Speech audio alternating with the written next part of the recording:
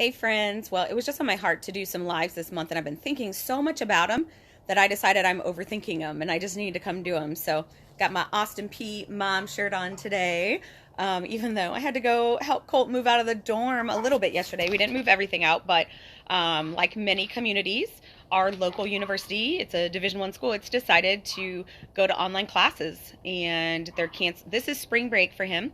They're canceled next week, and then they start online. And you know, as a mom, I'm disappointed for him. He has been doing awesome living in the dorm. Those of you that don't know my son, check him out on Colton's Corner or the Colton's Corner Foundation. He's 19, autism spectrum. He has cerebral palsy diagnosis, but he has been flourishing at college, living outside our home. So I am bummed for him. He's in a great program there. If anyone does have a child on the autism spectrum, let me tell you, you need to look at Austin P.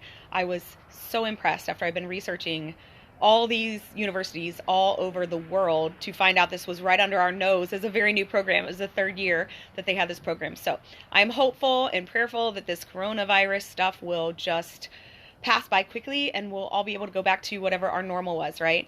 So for now, he'll be an online student and he'll be living in my house. Oh my gosh, right? And the younger kids' school is closed down today. And so thinking about that, I just thought, you know what, I'm going to do a really brief, what does it mean to be living with someone with a compromised immune system? So those of you that know our family story, you already know it. If you don't, I'm going to tell you like in a nutshell. My name is Karen Richards. I'm 44 years old. I'm a certified health coach. I've been a personal trainer and fitness instructor for years and years, and I don't do that anymore, but I do the health coaching. I own a brick and mortar company called KR Health Connections. I do wellness planning for corporate companies. Guess they need that right now, right? So, but the part of my story that fits in there is that I live with multiple sclerosis. I was diagnosed in 2013, and this is Multiple Sclerosis Awareness Month. And it's taken me till the middle of the month here, you guys, to go live, because I kept thinking last year I did like this 4-part series, and I talked about my diagnosis, and I talked about diet, and I talked about mindfulness, and all these different things. And so I kept trying to figure out, like, what am I going to do this year, for MS Awareness Month? And so my intention was to go live every day. Obviously that didn't happen, but now that people are kind of a little more aware of not just coronavirus, you guys, there's so much more out there. There's the flu, there's the common cold. Like for me, living with MS, for people with MS, I don't know if any of you watched The West Wing way back in the day. I just probably dated myself. But if you watched The West Wing, it was like a really big deal that the president got sick because he had MS.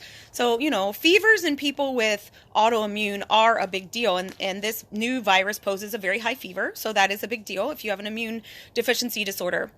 And so what are autoimmune diseases? MS is one, lupus, rheumatoid arthritis. Actually, if you're a type 1 diabetic, not type 2, but type 1, gosh, I could just go on and on. The list is so long, and I hate that for all of us that live with this. But I want to tell you that I feel like, and this is just me, Karen, 100% my opinion. I feel like right now I'm very prepared for what's going on, because I feel like as someone that lives with an autoimmune disease, maybe I'm just a little more aware and have a heightened response to things in my surroundings, if that makes sense. My daughter is 15. She has Crohn's. For those of you that don't know that, she was very, very ill when she was diagnosed, and she's in complete remission right now. My oldest son, as I said, he has autism, has CP. Now that's not an autoimmune, but he was born with a very compromised immune system. My little guy's allergic to tree nuts. Go figure. So anyone that has any kind of autoimmune, it is genetic, and it shows up in different ways in different generations. And so for us, I just want to give you a few of the tips, but I think I'm going to just start coming here on a regular basis and checking in with you guys, seeing how everybody's doing. I did a call the other night. So if you want that call, just comment below and I'll send it to you. I did a call on nutrition, on fighting back with food, and my top 10 immune boosters. I'm outside, so you hear all my neighbors' dogs. Okay, I have to pause because I got to show you this cuteness. Piper! There's my puppy, you guys. Okay, it's Owen's puppy, but is she not the cutest thing ever? Okay, anyway, back to back to realness. So what I was going to say is, for us, we do very much watch what we eat. we eat a lot of plants. And so as I notice, people are running to the store and they're getting toilet paper and they're getting hand sanitizers, all things, yes, I do think you need that if you're going to stay cooped up in your house. But at the same time, hand sanitizer is something you need more if you're out and about in the community and you're dealing with people, right? So that's something I'm very aware of. We eat a lot of plants, like I said. And so in the stores, I noticed there's still tons of fresh fruit. Hello, guys. Go grab that, too, because that's really, really important for you. Another thing is I have a friend named Joy. She owns Action Air here in Clarksville. It's an HVAC. My friend Teresa back in Rolla, her and her husband own White Mechanical. Like anyone that is HVAC, those are important people to you right now as well. If you've not got your air coils cleaned, it actually plays a bigger part than you may think. So let's make sure we're changing out the filters. You don't need super expensive ones. Joy recommended to us this week, because we did ask her, that you get the ones that not just flat, but pleated. Right? So if you can see through it, it's probably not as good, but make sure you're changing out those air filters. We change ours every month because we have asthma, allergies, we have pets. So make sure you're changing those out. This is my big one, and this will be my last tip for today, and then we'll come back in this week and talk more. But this is one that I think a lot of people forget. Are you changing your toothbrush?